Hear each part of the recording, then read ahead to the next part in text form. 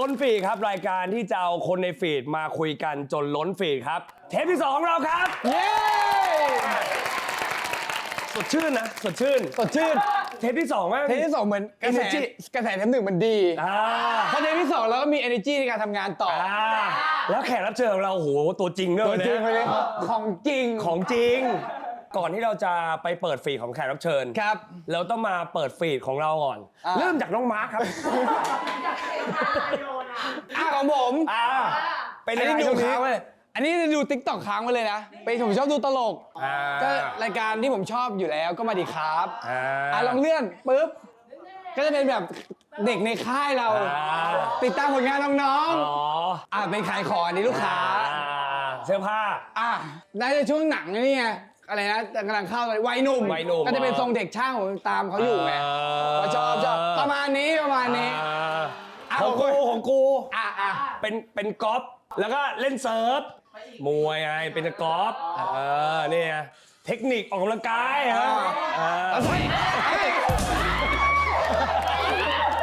เมื่อกี้คือเป็นแบบสตรีทเต้นไม่แต่ว่าพวกนี้พูดคือเวลาพวกแบบเอ็กซ์พอร์ตเนี่ยมันจะยิงความแบบยูสนใจอันนี้ไหมถ้าที่เรามันซักเจสบางทีเราก็ไม่ได้สนใจหรอกแต่เขาแบบเสริมมาให้ไงแต่เราก็ไม่ได้ชอบคือเหมือนแบบบางทีแบบมันขึ้นเป็นนางแบบมามันขึ้นมาซักเจสกูไม่ได้อยากฟอร์นะแต่ไม่ได้อยากดูให้มาทำไมไม่รู้อะไรอย่างนี้แต่เผื่อชอบไงใช่ทีนี้เราก็ต้องลองตลาดใหม่กูเลยลองกดดูกูจะบอกให้ถ้าเราหยุดเรียนรู้เราจะจมในวงการนี้ถูกต้องทำตัวให้เป็นน้ำแบบไม่เต็มแก้วถูกต้องคอยเติมตลอดเติมชน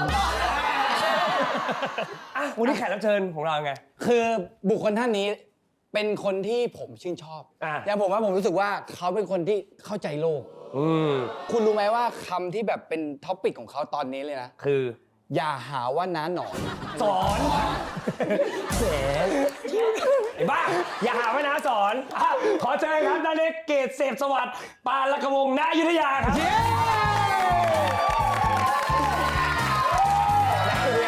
คำถามแรกเมื่อกี้ผมพูดถูกไหมครับถูกเป๊ะโอเคสวัสดีครับสวัสดีครับนะไม่ได้เคยสวัสดีครับสวัสดีครับอยากเจอน้ามานานละยินดีครับก่อนที่เราจะไปถึงการสัมภาษณ์ขอเปิดเอ็กซ์โปน้าหน่อยได้ไหมดูหน้าฟีดเหรอหน้าฟีดมีเฟซมี TikTok มี IG จะดูอันไหน IG เหรอโอ้ย IG นี่เป็นส่วนที่บางสุดเลยเพราะว่า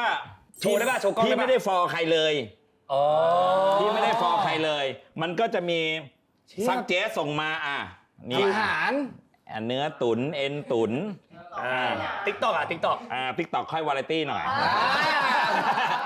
TikTok ก็ไม่ได้ฟอลใครเหมือนกันแต่ซักเจส TikTok ค่อนข้างมันโอ้โหเอาเว้ยนี่ด้วยมีตลกโอเคโอเคนะเฮ้ยตอนนี้ดีว่ะน้าผมว่าอายุไม่ถึงพูดตรงโอ้ยตัวนี้ทางกูเลยผมสั้นสกินนี่ฟิลนางแบบแวะแป๊บให้น้าแวะแป๊บแต่พี่เฟยมีเรื่องคาใจกับน้าอยู่ใช่เดี๋ยวขอถามก่อนว่ามาถ้าย้อนกลับไปเมื่อ15 ปีที่แล้วเนี่ยน้าไปแถวไทน์ทาวน์บ่อยไหมทาวน์ไปบ่อยเลยเพราะมันแถวบ้านเลยแถวบ้านตอนนั้นน้าขับรถแต่เป็นมัสแตงแน่ๆแต่จำไม่ได้ว่าสีอะไรวันนั้นเนี่ยน้าจำได้ว่าน้าเคยเปิดกระจกแล้วชูนิ้วกลางใส่เด็กมัธยมเด็กมัธยมเนี่ยเดินอยู่ริมถนนแล้วกลุ่มเนี้ยเขาตะโกนไปน้ารถสวยสิ่งที่น้าทำกับม้าคือแล้วขับไปมันเป็นนิ้วโป้งหรือเปล่าไม่ใช่นิ้วเนี่ยบางทีมันนิ้วโป้งมันและนิ้วโป้งเด็กมัธยมที่เรียนบดินทร์คนนั้นคือกูเองถึงว่าตอนแรกเจอกันก่อนถ่ายเนี่ยก็ไปทักทายจากมือถือไหมหน้าตาแม่งตึงๆใส่เหมือนเก็บความในใจอะไรบางอย่าง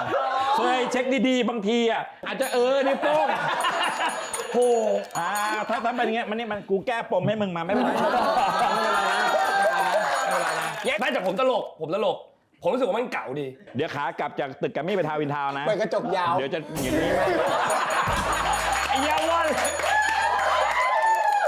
นะเข้าสัมภาษณ์ดีกว่า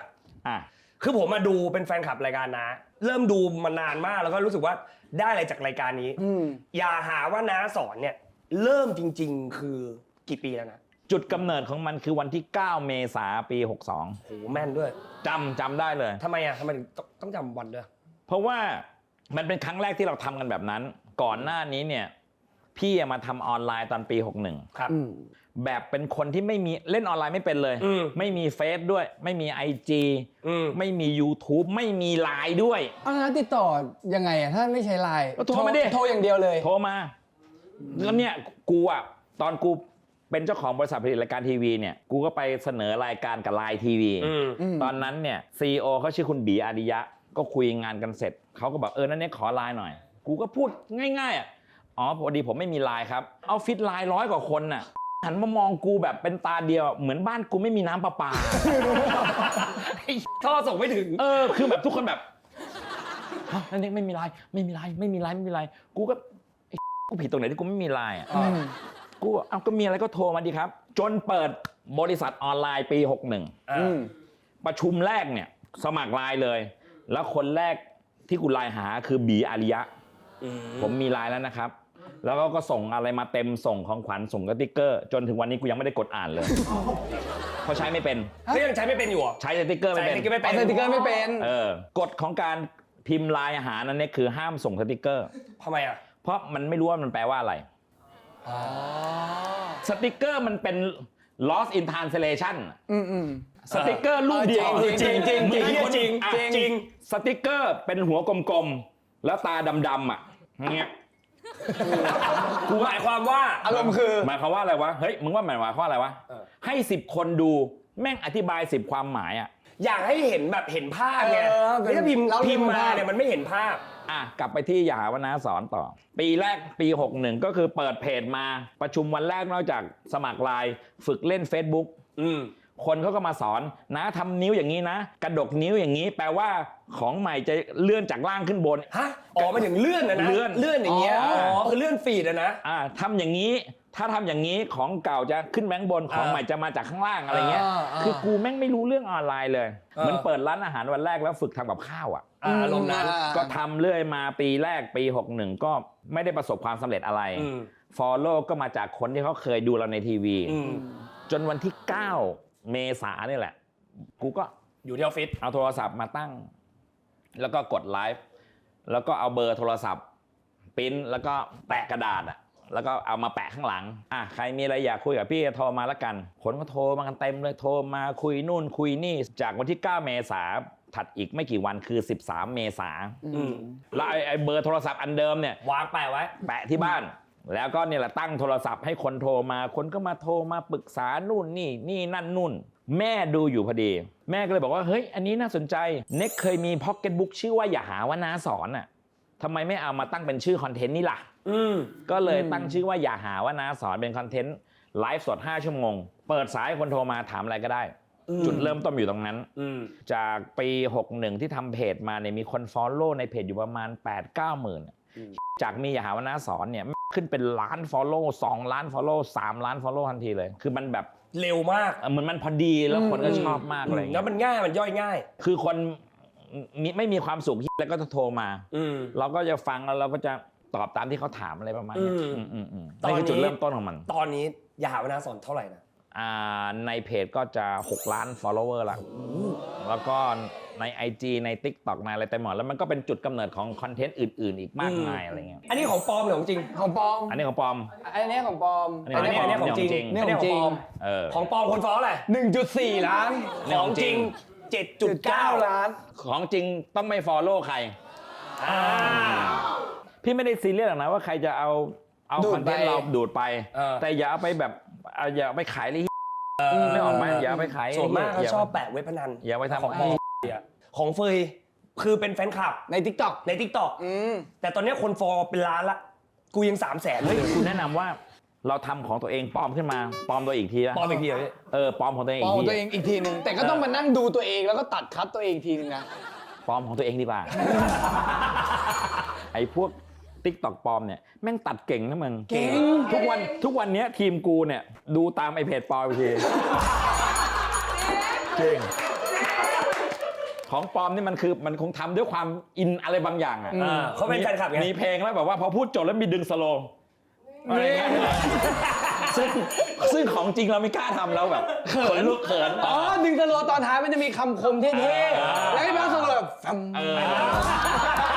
ปกติน้าบอกไลฟ์5 ชั่วโมง 1 ครั้ง 5 ชั่วโมงเนี่ยจบประมาณกี่สาย เฉลี่ยประมาณ16 สาย 17 สายอะไรประมาณ ก็ นี้ โหดจริงนะ น้ำเหนื่อยไหมหรือว่ายังสนุกกับมันอยู่หมายถึงว่าการเพราะว่าการที่เราจะเป็นคนรับเรื่องของคนอื่นที่เป็นเรื่องทุกข์อ่ะมันยากนะเพราะเราต้องเคลียร์ออกด้วยเพราะเรารับมาแล้วเราคิดตามอ่ะ คำถามดี มันไม่ได้เหนื่อยหรอกช่วงแรกๆนะมันสนุกมากตอนคือมันถามทุกเรื่องในชีวิต แต่หลังๆนี่กูไม่อยากกับพี่ชอตพี่อ้อยแล้วมันก็จะถามแต่เรื่องความรัก ความรักเยอะมาก กูก็พยายามหาคำตอบว่าทำไมใน 2-3 ปีหลังมันถามแต่เรื่องความรักคำตอบคือเรื่องนี้มันไม่มีที่ให้ถามเว้ยกับข้อ 2 เรื่องความรักมันไม่มีเวลาพักเว้ยอย่างเช่นเรื่องงานน่ะเรื่องงานวันนี้สมมติว่ามึงทำงานถ้ามึงไม่ชอบงานที่มึงทำเลิกงานเลิกคอนเสิร์ต ไม่อยากคุ เลิ ย ก แล้ว กองอะไรเงี้ยเลิกงานมึงลืม แต่เรื่องความรักแม่ง มัน อยู่ จ กับ ม มึง มันจม อยู่กับมึงตลอดเวลา ประกอบกับพอมันมีที่ให้ถามน้อย มันก็เลยมันก็เลยมาลงตรงนี้ ก็เลยหลังๆก็แบบโอเค ถ้ามันจะเป็นเรื่องความรักทั้ง EP แล้วก็ไม่ว่ากัน เรนจ์อายุที่จะโทรมากว้างเลยนะ โอ้กว้าง12 13ยัน50 60อ่ะ แต่เรื่องนี้มันก็ไม่หายไปหรอกต่อให้อายุกี่ หมายถึงว่าความรักมันไม่ได้จำกัดอายุอยู่แล้วอ่ะ ถูก หรือมันมีเรื่องประหลาดแบบไอ้เกินที่จะใช้ตรรกะอธิบายมีผู้หญิงโทรมา หนูท้องอยู่ 4-5 เดือนละแต่ผัวหนูยังเจ้าชู้ไม่หยุดเลยแล้วอยากถามอะไรหนูอยากจะถามนะว่าหนูจะแน่ใจได้ไง ว่าเด็กในท้องเป็นลูกหนู ฮะ กูก็กูเหมือนมึงกูก็ยังไงนะเอาอย่างนี้นะน้องไหนเอาใหม่สิปลายสายสวนน้าไม่ตั้งใจฟังหนูเลย นี่หงุดหงิด หนูท้อง 4-5 เดือนขนาดหนูท้อง 4-5 เดือน แต่ผัวหนูยังเจ้าชู้ไม่หยุดเลยหนูอยากถามว่าหนูจะมั่นใจได้ไงว่านี่เป็นลูกหนูถ้าผู้ชายโทรมาถามกูไม่แปลกใจมันอยู่ในตัวมึงไง ก็ใช่ไงก็คุยกันไม่รู้เรื่อง นานาได้ตอบเขาไป แล้วสุดท้ายทำไง กูก็ใช้วิธีการเนียนๆเอามือกดสายวางไว้เอาโชว์สายตัดไปเลยคือแบบ ถ้าเป็นผมอาจจะบอกว่าจังหวะที่ผัวออกไปเที่ยวเนี่ยแล้วผัวกลับมาดึกๆดื่นๆเนี่ยจังหวะผัวกลับมาเนี่ยหนูได้เปิดไฟดูไหมว่าหน้าเป็นผัวหนูจริงเผื่อที่กลับมาไม่ใช่ผัวไง นี่มุมนี้กูไม่เคยคิดมาก่อนเลยแต่เข้าใจเพราะว่ามันคือคอนเทนต์ที่รวมคนไม่มีความสุขแล้วก็หน้าที่ของเราจริงๆแล้วคือฟังมากกว่าด้วยซ้ำใช่เขาต้องการพื้นที่ในการระบายแต่บางคนไม่มีเพื่อนมันก็ไม่รู้จะไประบายที่ไหนบางครั้งเนี่ยคนที่เราปรึกษาและคนที่เราอยากระบายที่สุดบางทีอาจจะหมายถึงคนที่เราไม่รู้จักเลยเพราะว่าบางทีเขาจะไม่ได้จัดเราถูกต้องเฟยเขาเรียกว่าอคติแห่งความรู้จักกันอคติไม่ได้เป็นความหมายเชิงลบนะอย่างเช่นเวลาเกลียดขี้หน้านี่มึงพูดไงมึงก็ผิดหมดผิดหมดควายห้างกระดิกตีนให้เก๋าไอ้แม่ผิดหมดถูกป่ะในขณะที่กูชอบไอ้เนี่ยแกลมว่ะถ้ากระดิกตีนกระดิกตีนโอ้โหเป็นตรงตัวเองว่ะหรือบางทีเวลามีผู้ชายโทรมาแล้วปรึกษาเรื่องแฟนเนี่ยกูต้องถามให้เคลียร์ด้วยซ้ำนะแฟนน้องผู้ชายผู้หญิงครับอย่าเพิ่งจัดว่าถ้าเสียงผู้ชายแปลว่าต้องแฟนผู้หญิงอย่าเพิ่งจัดว่าถ้าเป็นเสียงผู้หญิงอย่าบอกว่าแฟนต้องเป็นผู้ชายโอเคเห็นนะพูดอันนึงตรงที่บนโลกเราตอนเนี้ยจะมีแบบหลายเพศมากๆ LGBTQ อะไรเงี้ยซึ่งอากงอาม่าเรารับไม่ได้เรื่องพวกนี้วันหนึ่งเราอาจจะเป็นคนยุคเก่าที่รับไม่ได้กับเรื่องในอนาคตอธิบายอย่างนี้อย่างยุคอากงอาม่าปู่ย่าตายายเราถ้าลูกชายเป็นเกย์นี่ไม่ได้ในอเมริกาเนี่ยยุค60ยุค50เนี่ยมึงเป็นเกย์เนี่ยมึงติดคุกนะบางศาสนาไม่อนุญาตเลยด้วยซ้ำแต่วันนี้ประเทศเรามีสมรสเท่าเทียมละแล้วก็ทั้งโลกนี้ก็ให้การยอมรับละว่าเรามีความหลากหลายทางเพศ LGBTQ รู้ความแปลอยู่แล้วใช่ไหมแต่ณนาทีที่เราคุยกันเนี่ยมันคือ MFLGBTQQIAAN2SDP plus คือมีอีก plus แปลว่าเดี๋ยวจะมีนี่นั่นนู่นนี่นั่นนู่น LGBTQ Q อันนี้รู้อยู่แล้วใช่ไหม Q คือ queer ถูกไหมฮะ Q ที่2คือ questioning ไม่แน่ใจยังตั้งคำถามตัวเองอยู่นี่ถือเป็นไทป์หนึ่งทางวิชาการกูเป็น questioning ไว้กูยังไม่แน่ใจกูกำลังเลือกอยู่คิว I คือ intersex มีอวัยวะเพศหญิงและเพศชายในคนเดียวกันเคสนี้เป็นเคสแบบเป็นแรเป็นแรเป็นมันเป็นภาวะทางร่างกาย A แรกคือ Allied Sexual Allied Sexual ก็คือคนที่ซัพพอร์ตกลุ่ม LGBTQ ถือเป็น type หนึ่ง A ที่2คือ Asexual คืออะไรมีแฟนนะรักแฟนชอบกอดจูบรูปคำสกินชิปกันแต่ไม่ได้อยากสอดใส่อ่ะก็เลยไม่กับแฟนปัญหาคือสมมติว่ามึงมีแฟนแล้วมึงเป็น asexual แฟนมึงแม่งก็อ้าวมาร์คยังไงอ่ะมึงไม่ซ้ำกูเลยมีคนอื่นเหรอการตายด้านเหรออ้าวเฟยแอบไปกินนอกบ้านมามึงอิ่มมาแล้วเหรอเอ๊ะหรือมึงการตายด้านหรือเปล่านี่ไงคนบางคนไม่รู้ว่าตัวเองเป็น asexual เพราะฉะนั้นความเข้าใจเรื่องนี้มันจะช่วยในเรื่องของความสัมพันธ์ LGBTQIA N คือ non binary กูไม่ได้เป็นอะไรอย่ามาบอกกูเป็นอะไรอย่ามาเดาอย่ามาถามด้วยเขาเรียกว่าพวก non binary N 2S คือ two spirit คือคนที่มีความเป็นหญิงและชายในคนเดียวกันบางคนแม่งเป็นผู้ชายแต่แบบที่มึงดูเป็นผู้หญิงมากเลยแต่มึงก็ไม่ได้เป็นเกย์นะบางคนมึงเป็นผู้หญิงแต่ทำไมมึงดูแมนจังเลยแต่มึงก็ไม่ได้เป็นทอมนะเขาเรียกว่าพวก two spirit มีทั้งสองอย่าง2S D คือ demisexual คนพวกนี้จะคนที่รู้สึกคนพวกนี้จะไปตีหม้อซื้อกินไม่ได้วันไนท์สแตนด์ไม่ได้ต้องมีเซ็กกับคนที่คอนเนคได้อย่างแย่ๆก็โอเคเพื่อนที่ทำงานคนรู้จักต้องรู้จักเดมิเซ็กชวลไม่ใช่ไปเจอในผับแล้วสวนกลับมาไม่ได้อย่างกูเป็นให้รู้จักลึกซึ้งจริงๆต้องคุ้นเคยหน่อยแต่คุยสัก2 ชั่วโมงถือว่ารู้จักกันยังน่าสนใจป่ะน่าสนใจจากดีก็เป็น P เนี่ยจะมาคือ pansexual คือรักเขาอย่างไม่มีเงื่อนไขเลยโดยแบบกูอาจจะไม่เป็นเกย์กูอาจจะไม่ได้ชอบเพศเดียวกันแต่วันหนึ่งไปมากูชอบไอ้เฟยว่ะคือรักมึงเฉยโดยไม่มีเหตุมีผลเลยอะไรอย่างนั้นอะไรประมาณนี้คือ pansexual เฮ้ยพวกนี้คือน้าคือศึกษาจากไหนอยากรู้ก็จากงานที่ทำนี่แหละเพื่อเราจะได้ขยายความเข้าใจเกี่ยวกับเรื่องเพศเนี่ยมันจะมีphysical กับอีกอย่างหนึ่งเป็นเรื่องทางจิตใจ emotional แล้วก็อีกอันก็คือเป็นรสนิยมเป็นความหลากหลายทางเพศสัมพันธ์อะไรเงี้ยมันมีมันจักรวาลมันใหญ่มากมันก็เลยทำให้คอนเทนต์เรามีหน้าที่พยายามเป็นตรงกลางของเรื่องนี้คนที่ไม่ได้โทรเข้าไปฟังเรื่องของคนอื่นอาจจะตรงกับเขาก็ได้แล้วเขาจะไปปรับใช้ถามว่าเราเข้าใจเรื่องพวกนี้ไปทำไมเพื่อหนึ่งอันดับแรกเลยคือเพื่อเราจะเข้าใจตัวเองก่อนแล้วเราจะเข้าใจผู้คนมากขึ้นมุมมองต่อผู้คนมึงจะเปลี่ยนไปในทางที่ดีขึ้นน่ะหากมึงยังเป็นคนที่ต้องทำงานกับผู้คนนะกลับมาที่คำถามในห้องส่งอยากมีแฟนแต่ไม่อยากคุยทำไงคือแปลว่าความสัมพันธ์จะเริ่มจากนี้จนถึงเรื่องที่จะเกิดขึ้นแต่ขี้เกียจอธิบายอดีตเพราะบางทีอยากให้เริ่มไปช้าๆค่อยๆรู้จักแบบไม่ต้องมานั่งถามว่ายู1 2 3 4 5 6เป็นกูเป็นคนยังไงชอบสีอะไรอันนี้คือมึงเหรอมึงเหนื่อยที่จะต้องเริ่มต้นความสัมพันธ์ใหม่ไหมล่ะเพราะว่าถ้าเกิดว่ามีคนที่แบบว่าไอ้มาเจอแบบนี้เขาก็อาจจะไม่โอเคกับมึงมึงคงจะต้องหาจนกว่าจะเจอในแบบคนที่มึงใช่ซึ่งมึงโอเคกว่าใช่ไหมล่ะก็อาจจะถ้าเป็นอย่างนี้ได้ไหมมาถึงไม่ต้องคุยแล้วคบกันเลยไหมจริงๆมันคือคบกันตั้งแต่แรกแล้วคำว่าแฟนเหมือนผมเคยไปถามป้าแม่ว่าสุดท้ายแฟนมันคืออะไรแบบป้าแม่เคยเป็นคนคุยกันปะเขาบอกเขาไม่เป็นก็วันแรกคือแฟนคนคุยมันเป็นคำที่มันเพิ่งบัญญัติมาในยุคปัจจุบันนี่เองเมื่อก่อนเนี่ยเขาเริ่มต้นคือเป็นแฟนแล้วก็แต่งงานหรืออาจจะไม่แต่งงานเลิกกันแต่เดี๋ยวนี้มันเขาเรียกว่ามันขยักมาเป็นคนคุยมันมีสเต็ปก่อนหน้าถ้าสมัยเด็กเนี่ยของผมคือเป็นเพื่อนจีบติดแล้วเป็นแฟนเลยคนคุยแล้วเราคุยกับคนคุยได้ 3-4 ตัวไหมก็อยู่ที่คนไหมแต่แฟนต้องคนเดียวแฟนต้องเป็นคนเดียวเป็นสถานะที่แนะนำได้ไหมอย่างเช่นสมมุติเคยบอกว่ามันคืออยู่ในสวัสดีฮะนี่เฟยนี่คนคุยผมเนี่ยเหรอเป็นสถานะที่แนะนำได้ไหมวะได้คุณก็บอกว่าเราจะไม่ใช่คนคุยเราจะพอใช้คำว่าคุยกันอยู่กูเคยไปไหนมาไหนกับคนคุยแล้วกูก็แนะนำว่าเพื่อนคือกูว่าเง่งๆแฟนก็แฟนเมียก็เมียเพื่อนก็เพื่อนแล้วมันก็จะมีเพื่อนมาถามว่าคนนี้ใครมึงคุยอยู่หรอ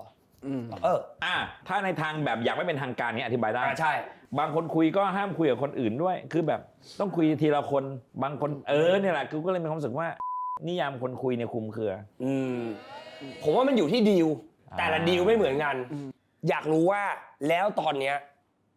น้ามีแฟนปะไม่มีคุยไหมนะคุยคืออย่างนี้ครับกูค้นพบตัวเองในวันที่อายุขึ้นเลข5ว่ากูยังพอมีความสามารถในการทำอะไรหลายอย่างนะยกเว้นการเป็นแฟนหรือเป็นผัวใครตอนสมัยกูอายุเท่าพวกมึงอ่ะ20-30อะไรเงี้ยกูพยายามนะจนเลข4กูพยายามนะแล้วกูเคยคบใครยาวนานแบบ15 16 17ปีกูก็เคยแต่คนที่กูคบเกือบทั้งหมดเขามีความรู้สึกว่าเขาจะต้องรู้เรื่องชีวิตต้องอินโวลเข้ามาในชีวิตเราใช่ซึ่งบางคนอาจจะไม่ต้องการนะแต่ส่วนมากที่เคยเจอคือต้องการคือต้องรู้ทุกอย่างในชีวิตกูอ่ะต้องรู้ความเป็นไปด้วยเหตุผลเขาบอกว่าเขาเป็นห่วงเขาบอกว่าเป็นแฟนเป็นคู่ชีวิตกันทำไมเขาไม่รู้เรื่องกูเลยอ่ะกูเป็นอะไรไปขึ้นมาเขาไม่รู้รหัสอะไรของกูเลยแม้แต่อย่างนึงอ่ะกูก็ไม่ได้คิดตรงนั้นฟังที่เขาพูดก็มีเหตุผลแต่กูเป็นคนไม่แชร์ชีวิตนั่นคือข้อหนึ่งไม่เลยสักนิดไม่แชร์กูเป็นคนไม่แชร์ชีวิตกับข้อ2คือเวลาอยู่ลำพังบางทีเนี่ยกูจะมีภาวะของการจิตหลุดอะเมอนั่งเหม่อชอบหมายถึงว่าชอบนั่งเหม่ออยู่อย่างเงี้ยเหม่ออยู่ชั่วโมงนึงอะไรเงี้ยจนเจ็บหน้าผากเลยเพราะมือจับอยู่เนี่ยเหม่อนานมากนึกออกไหมถ้าอยู่คนเดียวมันจะไม่มีปัญหาเลยคือไอการมีคนคุยเจอกันบ้างวันนี้ตั้งใจเจอกันไอ้กูจะดูแลอย่างพรีเมียมเต็มที่เลยจะใส่ใจจะอะไรเลยอ่ะแต่กูไม่ได้อยากทำอย่างนั้นทุกวันอ่ะเพราะมันจะมีช่วงเวลาที่แบบโลกของเธอโลกของฉันโลกของเราอ่ะแต่ในขณะที่ความสัมพันธ์ที่กูเคยมีมาทุกอย่างมันต้องเป็นโลกของเราทั้งหมดน่ะกูก็เลยแบบไม่ได้ว่ะในสิ่งที่น้าพูดว่าน้าไอความรู้สึกบนอะไรถ้าเป็นเรื่องเนี้ยแล้วโทรมาในรายการน้าว่าน้าจะให้คำอธิบายเขาว่าไงสิ่งที่กูจะแนะนำคนคนนั้นและสิ่งที่กูก็กำลังพยายามทำอยู่ทุกวันก็คือสื่อสารกับทุกคนที่เข้ามาในชีวิตให้เราให้เขาเข้าใจมันอาจจะนำมาซึ่งเรื่องพิเศษอะไรบางอย่างแต่กูก็จะบอกเขาเสมอว่าผมไม่ใช่แฟนผมจะเป็นแฟนที่หมาไม่แล้วผมก็จะเป็นผัวที่เฮงมากเลยเพราะนั้นสุดท้ายแต่ว่าเขาอยากจะมีความสัมพันธ์ยังไงกับกูหรืออาจจะเห็นกูเป็นเพื่อนคนหนึ่งก็โอเคแต่การตกหลุมรักหรือปิ๊งสาหรืออะไรก็ตามแต่มันก็เป็นเรื่องพิเศษเสมอคิดว่าในรายการเนี่ยเวลาเราให้คำปรึกษาคนเนี่ยในเรื่องของความรักก็เยอะแต่กลายเป็นว่าเรากลับมามองตัวเองเราก็มีปัญหาเหมือนกันเพราะอย่างคนน่ะมาปรึกษาน้าได้ในเรื่องความรักแล้วถ้าน้ามีปัญหากับความรักของตัวเองน้าปรึกษาใครเราพบว่าเรื่องความรักความสัมพันธ์เนี่ยมันเป็นเรื่องที่มันไม่ได้มีความตอบแท้จริงแต่มันคงเป็นความทุกข์ใจอะไรบางอย่างที่มันได้ระบายหรือผ่องถ่ายให้ใครฟังเสียหน่อยก็ยังดีนึกออกไหมเพราะว่ากูไม่ได้ต้องการคำตอบอะไรแล้วอ่ะแต่สำหรับคนที่อายุน้อยที่มันยังมีประสบการณ์ไม่มากพอผ่านประสบการณ์ไม่มากพอมันก็ยังต้องการคำตอบอะไรบางอย่างยังไม่เข้าใจแต่เหนือสิ่งอื่นใดก็คือว่าถ้าเราอยู่ในวันที่เราเข้าใจแล้วอย่างกูเนี่ยเข้าใจแล้วแต่ถ้าเกิดมีใครที่มันเข้ามาในชีวิตเราแล้วเขาเข้าใจตรงนี้แล้วก็ไม่ได้คาดหวังอะไรจากเราแล้วเราก็ไม่ได้ทำให้เขาเสียใจอย่างแท้จริงก็ถือว่าเป็นเรื่องที่ดีมันก็เลยโอเคนั่นแหละผมว่าน้าจะยังไม่แบบเจอคนที่ใช่จริงๆมากกว่าป่ะในชีวิตกูเคยมีคนที่แบบเรียกว่ารักที่สุดเรียกว่าเป็นสุดที่รักเลยถ้าจะต้องมีเมียก็ต้องเป็นคนนี้เลยแต่ก็สุดท้ายกูก็สิ่งที่เกิดขึ้นก็คือก็ทำไม่ดีกับเขาก็นอกใจเขาแล้วก็เป็นคนเฮงนึกออกไหมก็เลยมีความรู้สึกว่าอย่าให้เขาจะต้องมีแฟนเป็นคนอย่างกูเลยดีกว่าอย่างเงี้ยถ้าสุดนึกออกไหมก็เลยตัดสินใจแยกทางกันซึ่งแปลว่ากูไม่ต้องหาใครอีกแล้วถ้ากูต้องการคนที่รู้สึกว่าใช่ที่สุดรู้จักกูที่สุดดีที่สุดกูเจอแล้วแต่เราเผอิญเราก็แบบคนนี้ป่ะคือคนที่คบนานที่สุดใช่10เท่าไหร่20 ปีโอ้เกือบ20 ปีเนี่ยเราก็มีความรู้สึกว่าเราเจอคนนี้แล้วล่ะถ้าเราอยากจะมีเมียมีชีวิตคู่นะมีคนนี้อยู่แล้วกูรู้ว่าเคยมีคนที่เข้าใจกูทุกอย่างใช่แต่กูเองต่างหากที่ไงเสียใจป่ะก็เสียใจแต่ก็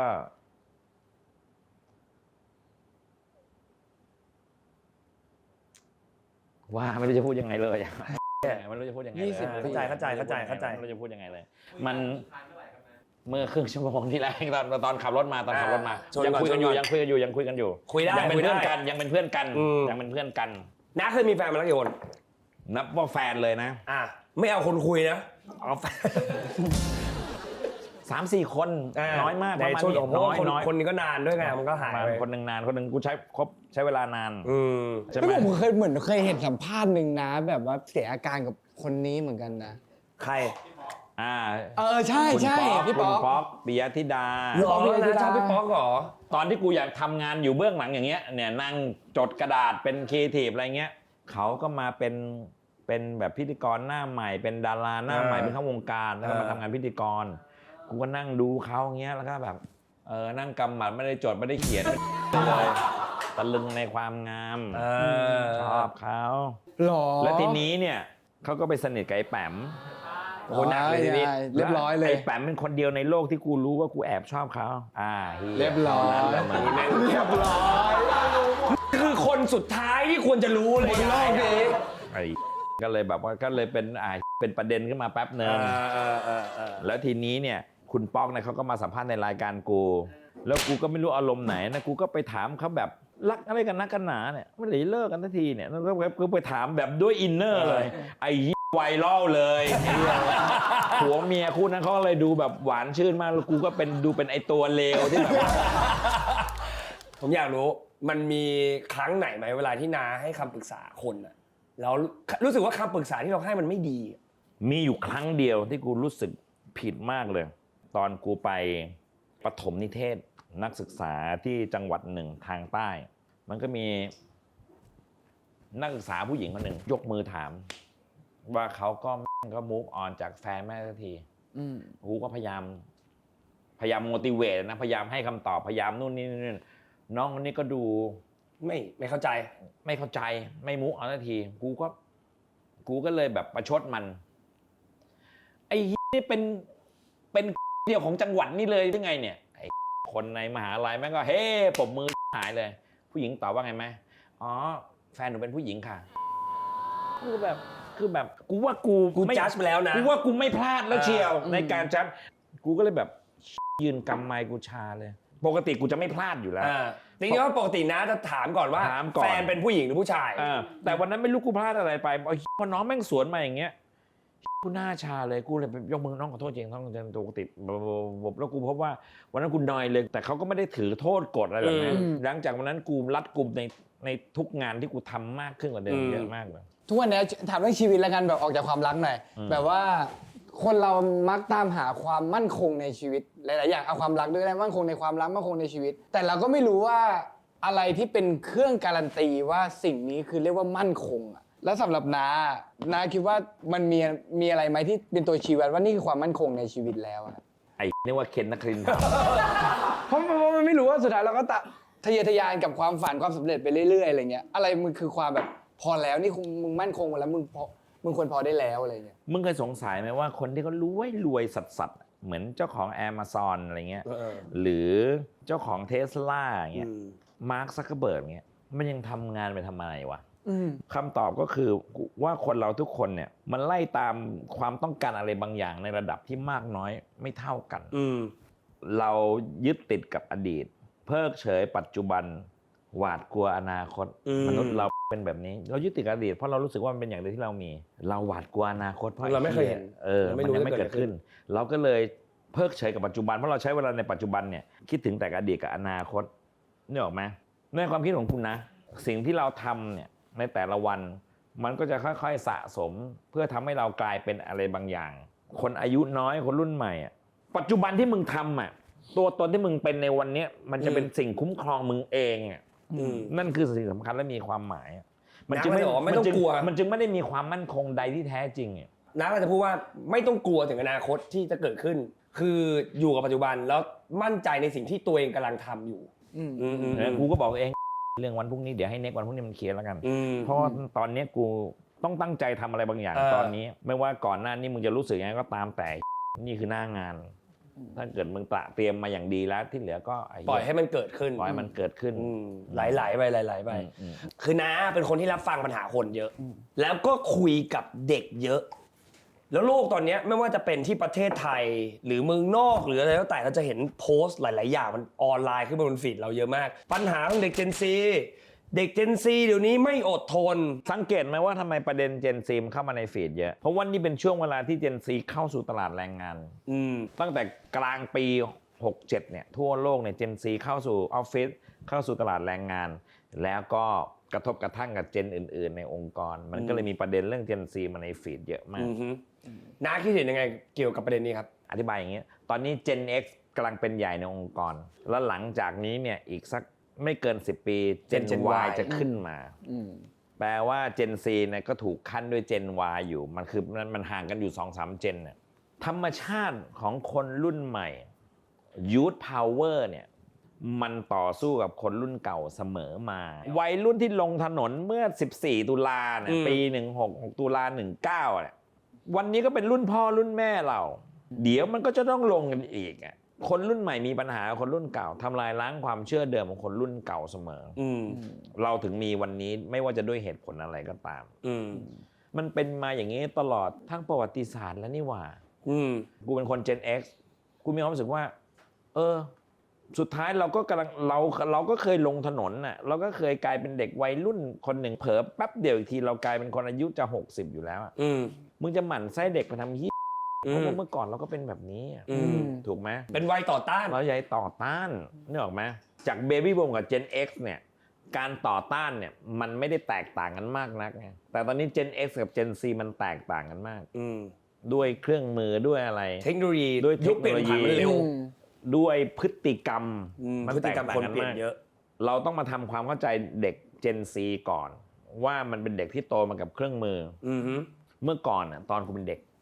พ่อแม่พาไปงานผู้ใหญ่ก็ไม่ได้อยากไปอ่ะแต่ก็ต้องไปอ่ะไปก็ไม่รู้จะทำอะไรก็นั่งเล่นช้อนเล่นซ่อมมานั่งฟังผู้ใหญ่คุยกันแต่เด็ก Gen Z เนี่ยอายุ 15-16 เนี่ยมึงไปงานแต่งงานเนี่ยมันวาร์ปหนีเลยเล่นเกมมันเล่นเกมหรือมันเข้าโซเชียลเลยเพราะว่าออนไลน์ให้คำนิยามของคำว่าชุมชนไม่ยึดติดกับที่ตั้งอีกต่อไปเมื่อก่อนคำว่าชุมชนต้องยึดติดกับที่ตั้งอยู่ออฟฟิศเดียวกันอยู่โรงเรียนเดียวกันซอยเดียวกันหมู่บ้านเดียวกันแต่เดี๋ยวนี้เนี่ยชุมชนไม่ต้องยึดติดกับที่ตั้งกูไม่สนใจโลกรอบข้างนี้เลยเพราะกูไม่ได้อยากมาอยู่แล้วกูวาร์ปหนีเลยกูไปอยู่ในโลกของกูนี่เลยสังคมกูไม่ได้ยินเสียงอะไรในงานเลยก็ซ้ำเพราะว่ากูวาร์ปหนีได้นี่คือสิ่งที่เด็ก Gen Z เป็นมันมีเครื่องมือแล้วเด็ก Gen Z มันมีความคิดเขาเรียกว่ากูคือ global citizen กูเป็นพลเมืองโลกกูไม่ใช่คนไทยกูไม่ใช่คนกรุงเทพกูไม่ใช่คนเชียงใหม่กูไม่ใช่คนเอเชียกูเป็นพลเมืองของโลกนี้ด้วยแนวคิดนี้ทำให้วิธีคิดธรรมชาติของมันพฤติกรรมของมันจึงต่างกับเราโดยสิ้นเชิงมันไปเจอองค์กรที่แบบใช้กระดาษกันอยู่เลยหรือมันยังไปเจอองค์กรที่แบบว่านั่งประชุมมีพิธีรีตองแล้วมันก็พูดกันครึ่งชั่วโมงแล้วก็ไม่เข้าเนื้อหาสักทีโดยเครื่องมือที่มันมีเป็นกูเสร็จนานแล้วมันก็ไม่ชอบทำงานพอมึงอ้าปากพูดคำว่าเด็กสมัยนี้จบเลยเด็กไม่คุยด้วยนะเชื่อไหมว่าผู้ใหญ่หลายคนยังไม่รู้นะว่าคำว่าเด็กสมัยนี้เป็นคำเหยียบอ๋อใช่แล้วเขาก็จะบอกแล้วมันผิดอะไรพูดแล้วมันผิดอะไรคำว่าเด็กสมัยนี้เป็นคำเหยียบพอกับคำว่ามนุษย์ลุงมนุษย์ป้าใช่เด็กมันก็สู้ด้วยครับว่ามึงมนุษย์ลุงมึงมนุษย์ป้าใช่ใช่ก็จะเป็นการแลกคารมกันละทีนี้วิธีเดียวก็คือว่าผู้ใหญ่ต้องเข้าใจเด็กกูยังยืนยันเพราะว่าจากที่สูงโน้มตัวลงมาง่ายกว่าจากที่ต่ำเขย่งขึ้นไปคือผู้ใหญ่ต้องเมตตาเด็กมากๆเลยมึงต้องเข้าใจว่าหนึ่งมึงก็เคยเป็นเด็กเหมือนกันกับสองทุกคนมันควรจะมาเป็นมนุษย์แห่งยุคปัจจุบันด้วยกันน่ะในขณะที่คนที่เป็น first jobber คนที่เป็นวัยรุ่นเนี่ยมันจะสนใจเรื่องราวในปัจจุบันตามเทรนด์ในต่างๆแต่คนที่มันเป็น Gen Y Gen X มันจะไม่อัปเดตคนทุกเจเนเรชันผูกตัวเองไว้กับยุคสมัยที่ตัวเองเติบโตมาแก๊งโมไซกูเนี่ย40 ไป 50 อัพเนี่ยพอเปิดเพลงไว้รุ่นนะแม่เอามารีหัวหน้าถ้ามึงไม่มีลูกมีเต้ามึงไม่ต้องยุ่งกับคนในเจนอื่นมึงจะฟังคาราบาวไปจนตายไม่มีใครว่ากูไม่ได้บอกว่าคาราบาวไม่ดีนะเพราะกูก็มีทุกตลับเหมือนกันแต่ถ้าเกิดมึงมีลูกมีหลานหรือมึงต้องทำงานกับคนรุ่นใหม่ต้องอัปเดตหน่อยถ้านึกออกไหมต้องอัปเดตหน่อยต้องเข้าใจเพราะว่าคนแก่มันได้เปรียบกว่าอยู่แล้ว Data มึงเยอะกว่าอยู่แล้วถ้ากูฟังเพลงทันพวกมึงไป แปลว่ากูได้เปรียบนะเพราะมึงไม่มีวันฟันเพลงทันกูนอกเสียจากมึงแล้วต้องกลับไปลื้อเก่า จริง จริง ถูกไหม ซึ่งยากกว่า จริง ซึ่ง อันนี้ ยากก จริ ว่าง ด้วยซ้ำ ซึ่งยาก อัน กว่า นี้จริง เพราะเด็กมันไม่มีวันทันมึงอยู่แล้ว ครับ กูจำได้ตอนกู เปิดบริษัทผลิตรายการกูรับมาแต่เด็กจบใหม่ทำรายการ Next and the City รายการตู้กระจกอะแล้วเอาศิลปินอะไรเงี้ยสัมภาษณ์อย่างเงี้ยแต่แห่รอบกรุงเทพเฮ้ยศิลปินคนแรกเนี่ยพี่อยากได้ปังๆเลยมึงว่าเราควรจะเชิญใครมาดีวะเด็กมันก็ประชุมกันมติคือใครไหมบียอนเซ่ มันก็คิดแบบ ไฟแรง ไฟแรงสุดจินตนาการนึกออกไหมซึ่งเราก็ต้องการชีวิตชีวาเหล่านั้นอ่ะกูก็แบบโอ้โหกูก็แบบว่าเอางี้คิดอย่างมีกรอบนะโอเควงการบันเทิงไทยนะให้โจทย์ไทยนะในค่ารถไม่เกินค่าตัวไม่เกิน 50,000 บาทนะโอเค กรอบไว้หน่อยตีกรอบไว้หน่อย เด็กมันก็อ๋อกันไม่บอกแต่แรกอ่ะบอกอยากได้ปังๆอ่ะไอ้นึกออกไหมเราก็ต้องเราก็ต้องการพลังเด็กรุ่นใหม่อ่ะพูดถึงกวนเวลาเป็นไปพูดกับเด็กอ่ะเฮ้ยอย่านะพี่อาบน้ำร้อนมาก่อนนะ โอ้ยอันนี้ไม่ได้ดิ เด็กถามเลยกี่องศาครับพี่นี่ต้องลาดตรงไหนถึงจะฉลาดครับพี่ครับนั่นแหละเข้าใจเอ็นดูเด็กมันหน่อยดูเด็กมันหน่อย อยากให้น้าฝากถึงคนที่เป็นเด็ก Gen Z ที่ทำงานอยู่ อยากให้น้าบอกถึงเด็กที่เพิ่งเข้ามาใหม่หน่อย กูบอกเลยว่าสำหรับเด็ก Gen Z ที่เข้าสู่ตลาดแรงงานมีผู้ใหญ่ใจแคบลอมหมั่นไส้มึงเยอะมากเพราะนั้นสิ่งที่เราจะต้องทำไม่ว่าจะเป็นคนยุคสมัยไหนคือพิสูจน์ตัวถ้ามันเป็นของแท้แล้วก็ถึงเวลาเนี่ยบรรดาผู้ใหญ่ใจแคบเหล่านั้นก็จะยอมรับมึงเอง อันนี้จริง ซึ่งไม่ต้องเป็นผู้ใหญ่ก็ได้ ไม่ว่าใครก็ตามแต่พร้อมที่จะปรามาสมึงอยู่แล้วมีพนักงานใหม่เดินเข้ามาในทีมมึงมาเลยน้องที่จะสอนงานได้เต็มที่เราในใจไอ้พวกคนในทีมว่าไอ้ได้เรื่องไหมเนี่ยคอมเมนต์ก่อนนะ เมน ก่อน ก่อน ไหมเนี่ยไอ้ มึงแม่งอีกแล้ว ทำอะไรเป็นไหมเนี่ยพอพลาดหน่อยเฮ้ยอะไรมันมีคนรอรับน้องอยู่แล้วเพราะนั้นพวกมึงไม่ต้องน้อยเนื้อต่ำใจอะไรส่วนผู้ใหญ่ที่ใจกว้างก็มีมากมาย ถูกต้องคุณทำในสิ่งที่ถูกต้องเพราะอะไรเพราะเมตตาเด็กหน่อยเราก็เคยเป็นคนอายุน้อยมาก่อนและการที่เราทำความเข้าใจเด็กง่ายกว่าให้เด็กทำความเข้าใจเราเอ็นดูเด็กมันหน่อยสุดท้ายน้าคิดว่าเทรนด์ในออนไลน์ YouTube อ่ะหรือ TikTok หรืออะไรก็แล้วแต่เทรนด์มันจะวิ่งไปในทางไหนพอ Gen Z เนี่ยเข้าสู่ตลาดแรงงานในองค์กรมากขึ้นบทบาทไม่ว่าจะทางไหนก็ตามนะออนไลน์ในปี2025เนี่ยมันจะมาที่เรื่องไลฟ์สไตล์มากขึ้นความหมายของเจเนอเรชันจะมากขึ้นแล้วก็อะไรก็ตามที่มันเป็นเขาเรียกว่าการปะทะกันระหว่างยุคสมัยจะมากขึ้นมึงจะเห็นคอนเทนต์ที่มันเป็นโอแฟชั่นมากขึ้นจากบรรดาพวก Gen X ที่มันจะประกาศตัวผ่านคอนเทนต์อะไรบางอย่างชัดเจนมากขึ้นเพลงเก่าแฟชั่นเก่าๆจะได้รับความนิยมเพราะคนมันมีความรู้สึกว่ามันเป็นการประกวดกันน่ะคน Gen Y ก็จะแสดงตัวมาอย่างชัดเจนมันจะเป็นปีที่ Gen A ชุดหนึ่งเริ่ม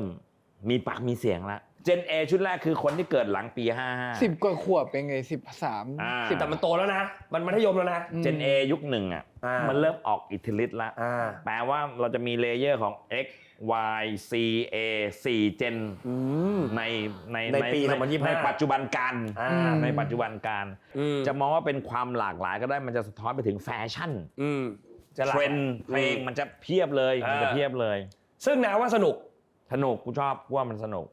เพราะกูไม่ได้มองสิ่งเหล่านี้เป็นความแตกแยกมันไม่ใช่ความขัดแย้งมันความหลากหลายแหละมันคือความแบบความคนที่จะออกมาแสดงความคิดเห็นที่หลากหลายกันเราก็ได้รู้สึกว่าสิ่งนี้ก็สนุกสิ่งนี้ก็เพราะว่าน้าทำตัวเป็นกลางน้าไม่ได้ทำตัวเป็นเจนไหนเลยซึ่งน้าอยู่ได้ทุกเจนแล้วน้าก็จะสนุกไปกับทุกเจนได้น้าคืออยู่รอบมาทุกเจเนอเรชันโดยตัวตนคือกูเป็นคนยุค80นะวิธีการดูว่าเราเป็นคนยุคไหนดูว่าตอนเราอายุ10ถึง19อ่ะเราอยู่ในช่วงเวลาไหนกูเกิด1969กู10ขวบตอน1979กู19ตอน1988เห็นไหมกูเป็นคนยุค80คนยุค80ก็จะมีบุคลิกลักษณะอีกแบบนึงหล่าเรื่องแจ่มใสรักสนุกสีสันอันนี้ถ้าว่าตาม pop culture นะถ้าไม่ได้แบ่งตาม baby boom Gen X Gen Y นะคนยุค70ก็จะเป็นคนอีกแบบคนยุค 90ก็จะเป็นคนอีกแบบอะไรอย่างเงี้ยมันก็จะมีบุคลิกลักษณะประจำทศวรรษอันนี้เล่าเป็นเรื่องสุดท้ายแล้วกันพี่เชื่อในเรื่องออฟไลน์มากขึ้นและเทรนด์ของโลกในอีก5 ปีข้างหน้ามันจะเป็นแบบนั้นมนุษย์เราเริ่มค่อยๆรู้ตัวแล้วว่าคุณค่าที่แท้จริงของความเป็นมนุษย์ก็คือการเนี่ยเจอกันสัมผัสเจอกันทัชชิ่งคุกคีกันอยู่ในบรรยากาศเดียวกันยุคโควิดเป็นยุคที่เข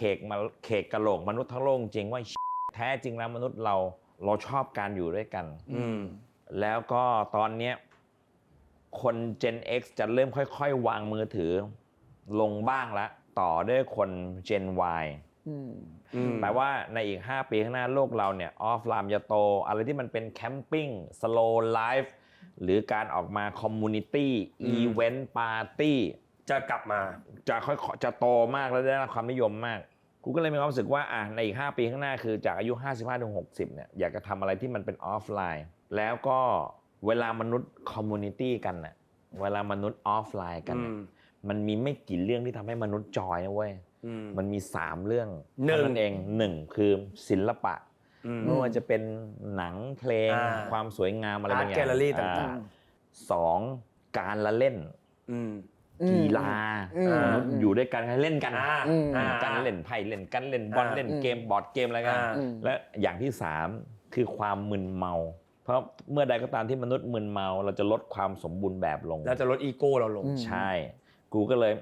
เลือกอย่างที่3แล้วกัน ดูใกล้ตัวเราดีเลือกอย่างที่3แล้วกันก็เลยไปเรียนทำคราฟต์แล้วก็เปิดร้าน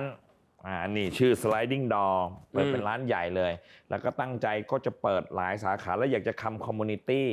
ทำให้มันเป็นออดิทอเรียมทำให้มันเป็นเหมือนเป็นเธียเตอร์เพื่อให้คนมาจอยกันเพราะว่าตอนนี้ทุกวันร้านที่เปิดทุกวันเนี้ยก็ไม่ใช่แค่ร้านกินดื่มปกติแล้วกลางวันก็เปิดให้คนมาสัมมนาอบรมอะไรจัดกิจกรรมเยอะแยะมากมายอะไรเงี้ยคือพยายามอยากจะทำให้คนมาจอยกันอยากจะกลับไปทำออฟไลน์แล้วก็เดินทางไปทั่วประเทศจัดแฟนมีตติ้งคือชวนคนในจังหวัดที่เขาดูผลงานเราเนี่ยมาเจอกันในอย่างในปี67เนี่ยเริ่มทำเดินทางไปทั่วประเทศเลยแล้วก็อยากจะสร้างคอมมูนิตี้อยากจะรวมคนไม่ใช่แค่ follower อ่ะเพราะกูมีความรู้สึกว่าเนี่ยหลายล้าน follower ที่อยู่ในเพจกูไม่ใช่ทุกคนที่รักกูนะแต่ทุกคนที่มาเจอกันแบบออฟไลน์ตัวเป็นๆพูดได้ทุกคนว่าเขารักกูแน่ๆมันถึงบอกไงว่าโอเคคอมมูนิตี้ออนไลน์กับคอมมูนิตี้ออฟไลน์เนี่ยคุณค่าต่างกันนี่น้าเปิดแล้วร้านนี้เปิดแล้วอยู่แถวไหนครับอยู่แถวเรียบด่วนเฮ้ยขอได้เหรอคำคมเหรอมีไหมนะคำคมได้ด้วยเดี๋ยวแฟนขับจะไปตัดแบบฟึ่มเข้าแต่เยอะแล้วนะไอเพจรออยู่ผีแม่งรอตัดอยู่รอซูแล้วฟึ่มใส่ผีแม่งรอตัดอยู่ที่กูชอบที่สุดเลยนะแล้วบอกเสมอเวลามีคนขอคำคมเนี่ยมีความสุขในแบบที่ตัวเองเป็นคือไม่ว่าจะเป็นมึงหรือใครก็ตามแต่เราจะมีวิธีที่เรามีความสุขในแบบที่เราเป็นเราถูกสร้างมาให้แตกต่างแต่เราสารแหน่ชอบเอาตัวเองไปเปรียบเทียบกับคนอื่นมึงมีตังค์ประมาณหนึ่งมึงจะรู้สึกจนเสมอเมื่อมึงเปรียบเทียบกับคนที่รวยกว่าถูกต้องแต่มีคนอีกมากมายภาวนาขอแค่มีรองเท้าอย่างที่มึงใส่เนี่ยถือว่าดีที่สุดในชีวิตเขาแล้วแต่ว่ามึงดีกว่าใครมากมายแต่ตัวมึงก็จะพยายามทำให้ตัวเองดูกระจอกลงโดยการไปเปรียบเทียบกับใครที่ดีกว่ามึงเราเป็นอย่างนั้นเสมอเราไม่เคยรู้สึกว่าเรามีมากพอดีพอหล่อพอสวยพอเราก็เลยไม่ยอมมีความสุขสักทีเราก็เลยไม่ยอมพึงพอใจทีเพราะนั้นมีความสุขในแบบที่เราเป็นนั่นคือข้อที่1และอันนี้สุดท้ายสิ่งที่น่ากังวลที่สุดเกี่ยวกับการไม่รู้คือการที่เราไม่รู้ว่าเราไม่รู้อะไรถ้าเรารู้ว่าเราไม่รู้อะไรไม่ยากเฟยถ้ามึงรู้ว่ามึงแพ้กุ้งโอเคมึงไม่กินกุ้งแต่ถ้ามึงไม่รู้ว่ามึงถ้ามึงไม่รู้ว่ามึงแพ้ถั่วมึงตายได้นะก็จริงถ้าเรารู้ว่าเราว่ายน้ำไม่เป็นกูไม่มีวันใกล้เต็มที่ชูชีพกูแน่นแต่ถ้าเกิดกูไม่รู้ว่ากูแพ้ที่สูงอ่ะวันดีคืนดีไอรายการเนี่ยแล้วเฟยมาร์กแล้วไปพูดกระดึงกันดีกว่ามึงขึ้นไปเฮ้ยมึงแพ้ที่สูงหายสิ่งที่น่ากังวลที่สุดเกี่ยวกับการไม่รู้